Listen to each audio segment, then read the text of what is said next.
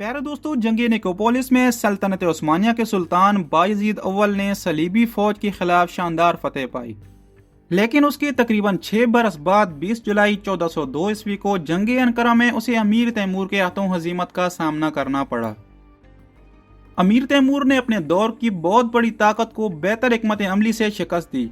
वो कामयाब जंगजू, सिपहसालार और हमला आवर था। उसने यकी बाद दीगरे कई फतुहात हासिल की और एक वसी सल्तनत कायम कर ली। अलबत्ता मकबूजा इलाकों में पायदार रियासती ढांचा कायम करने में नाकाम रहा। गालबन इसलिए जंग के सिर्फ 3 साल बाद जब इसका इंतकाल हुआ, तैमूरी सल्तनत बिखरने लगी और जल्द दुनिया के नक्शे से गायब हो गई।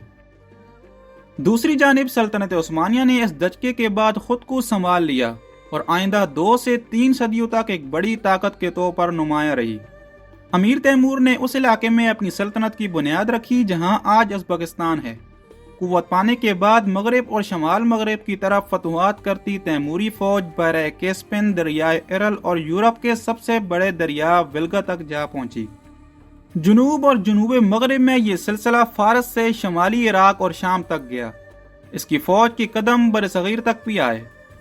इस सूरत हाल में पहले से मौजूदा ताकतवर उस्मानी और उभरती तैमूरी सल्तनत के माबेन कशीदगी इस नहज पर आ पहुंची कि तसादम नागजीर ख्याल किया जाने लगा। अमीर तैमूर ने अपने बड़े लश्कर के साथ अनातोलिया का रुख किया। तब वो जंगों और महमात में 3 दहाइयों से ज़ायद अरसा बिता चुका था। बायजीद अव्वल ने बाज़ंतीनी सल्तनत के दारुल हुकूमत कुस्तुनतुनिया का मुआसरा कर रखा था।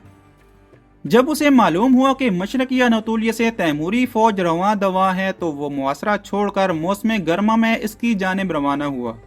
तैमूरी फौज अंदाजन 1,40,000 थी, जिसमें ज्यादातर घुड़सवार थे। इसमें 32 जंगी हाथी भी शामिल थे। बायजीद अव्वल की फौज तकरीबन 85,000 पर मुश्तमिल थी। उस्मानी लश्कर में दाएं जानिब शहजादा सुलेमान की सरबराही में घुड़सवार अनातोली सिपाही और तातारी थे। वस्त में यनीचिरी और आला तरबियत याफ्ता सिपाही थे, जिनकी क़यादत बायजीद अव्वल और इसके बेटे मोहम्मद के हाथ में थी। बाएं जानिब सर्बियाई हाकिम स्टीफन लाजारवे की रहनुमाई में दस्ते सफ़े बस्ता थे। मैदान जंग तक पहुंचते उस्मानी फौज गर्मी, प्यास और थकावट से निडाल हो चुकी थी।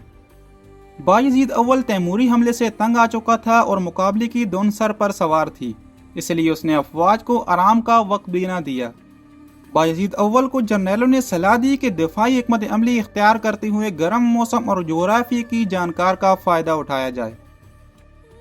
सुल्तान, जिसे यल्दरम का लक़ब मिला था, जिसका मैनी आसमानी बिजली के हैं, उन्होंने मशवरा रद्द कर दिया और हमले के लिए आगे बढ़ा। दूसरी तरफ रवायत के बरक्स अमीर तैमूर ने दिफाई हिकमत अमली अपनाई। तलाश पर उस्मानी सिपाह को तैमूरी फौज न मिली। वो खुफिया तौर पर जुनूब मशरिक की जानिब चली गई और आराम भी कर लिया। वो घूमकर उस्मानी सिपाह के पीछे आन खड़ी हुई।